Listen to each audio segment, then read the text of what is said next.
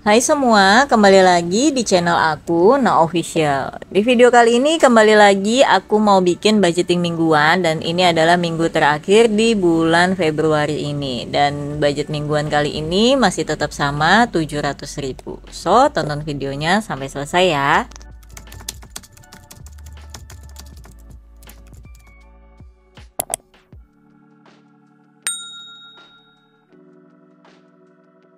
Di budget mingguan minggu kemarin aku nggak ada buat video karena emang kebetulan sibuk banget, tapi walaupun nggak buat video kita tetap buat reel yang menulis budget. Jadi teman-teman, sesibuk apapun teman-teman, budgeting itu jangan sampai ditinggalin. Nggak bisa nggak sempet nulis di buku, tulis di handphone dulu. Nggak sempet misah-misahin per pos, tulis aja di catatan HP pengeluaran perharinya berapa aja, supaya nanti bisa tahu nih ketika ada waktunya udah cukup baru ditulisin di buku. Tapi jangan juga 1 bulan full tulis di handphone terus, nanti malah kebablasan nggak pernah tahu. Jadi misalkan ya kalau misalkan beberapa hari sibuk oke, masih, atau 1 minggu sibuk masih oke lah, tapi jangan sampai 1 bulan dicatat nggak dimasukin ke dalam buku pos budgetnya karena nanti takutnya malah kebablasan. Lanjut ke video lagi. Jadi untuk budgeting di minggu keempat ini lumayan banyak yang berkurang daripada minggu-minggu sebelumnya, karena biasanya kalau di akhir bulan sih memang pengeluaran udah nggak terlalu banyak ya. Beda kalau dengan di awal bulan, pertengahan itu biasanya banyak pembayaran, belanja bulanan gitu. Jadi untuk budget di minggu keempat ini di sini ada untuk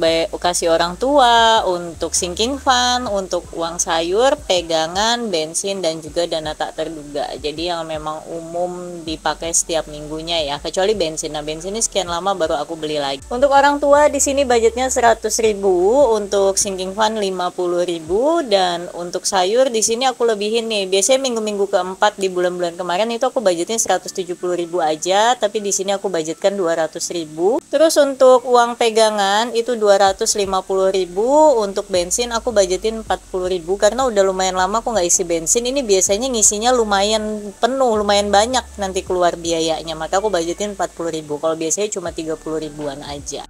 Dan sisanya untuk dana tak terduga 60.000. Jadi dapat total di sini 700.000 untuk biaya budget di minggu keempat.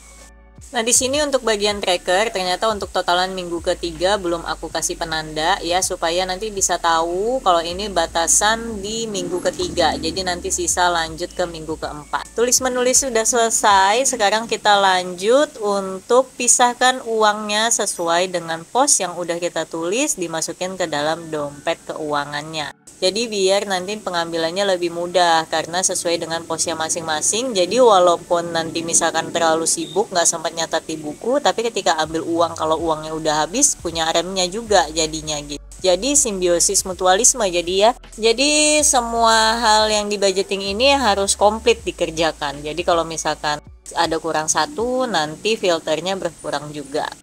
Yang pertama-tama di sini aku mau masukkan untuk kirim ke orang tua. Nah, ini kebetulan di minggu keempat udah klop 200.000, jadi nanti tinggal aku setor tunai aja, baru aku transferin ke mama aku. Karena kalau aku ngasih ke mamaku itu 1 bulan dibagi 2 kali ya, jadi awal bulan sama mau di akhir bulan itu aku kasih kayak gitu. Nah, selanjutnya untuk sinking fundnya ini yang aku isi itu sinking fund untuk beli skincare di minggu terakhir, karena 3 minggu pertama itu untuk dana darurat. Nah, di minggu terakhir untuk pembelian skincare atau hair care. Terus untuk sayur, di sayur juga masuknya ke bagian belanja mingguan minggu keempat. Di sini budgetnya yang tadi 200.000. Aku lebihin lebih banyak karena takutnya aku nggak sempat masak. Jadi biasanya lebih besar pengeluarannya ketika belanja, walaupun belanjanya cuma sayur masak aja. Dan untuk cemilan juga aku sisihkan 250.000. Sebenarnya sih ini bukan tentang belanja cemilan ya, tapi ini tentang pengeluaran-pengeluaran yang nggak masuk di dalam pos budget. Jadi aku pakai uang free ini untuk belanja-belanja hal yang tiba-tiba ada kebutuhan yang nggak masuk dalam pos keuangan gitu. Nah, di sini uangnya tadi 100.000-an, jadi aku tukarin karena untuk bensin itu aku cuma perlu 40.000 aja. Jadi aku tukarin pakai uang pecahan dulu, dan di sini aku masukin uang bensin itu 40.000. Bensinku udah hampir 1 bulan aku nggak isi, makanya aku kasih budget lebih. Yang biasanya 30.000 cukup, aku yakin ini bakal lebih, apalagi kadang Pertalite antri banget, jadi aku males. Jadi aku palingan ngisinya juga Pertamax, akhirnya nanti bakal lebih banyak biayanya, karena bensinku juga nggak banyak-banyak banget ya, motorku itu motor tua, udah dari tahun 2010, jadi tangkinya kecil.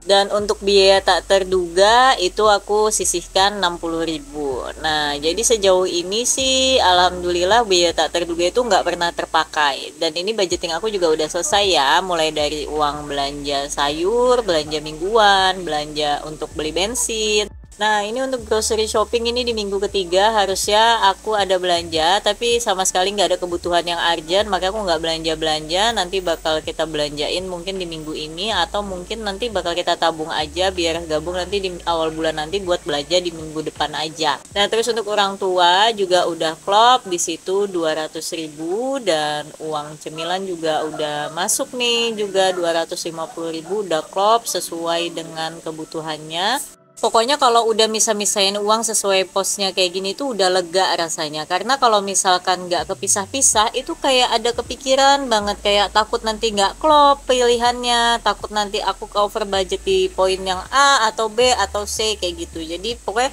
misah-misahin uang ini lebih melegakan pikiran buat kita yang udah terbiasa ngebudget. Teman-teman mungkin kalau yang belum terbiasa ngebudget boleh deh dicoba, dibangun habitnya, nanti lama-lama kalian akan terbiasa dan malah happy kalau ngebudget itu. Nah, alhamdulillah untuk budgeting kali ini udah selesai sampai di minggu keempat. Nanti tinggal pengeluaran selanjutnya kita tulis di kolom bagian bawahnya. Dan di pengeluaran di minggu keempat ini juga nggak sebanyak minggu-minggu sebelumnya. Dan di tiap minggunya juga syukur banget aku tuh selalu jauh lebih di bawah budget yang aku sediain. Semoga aja sampai ke depannya bisa selalu begitu. Dan semoga nih di bulan depan nih, bulan Ramadan, biasanya pengeluaran kita membengkak. Yuk mulai dipikirin cari strategi budget yang terbaik supaya Ramadannya tetap aman.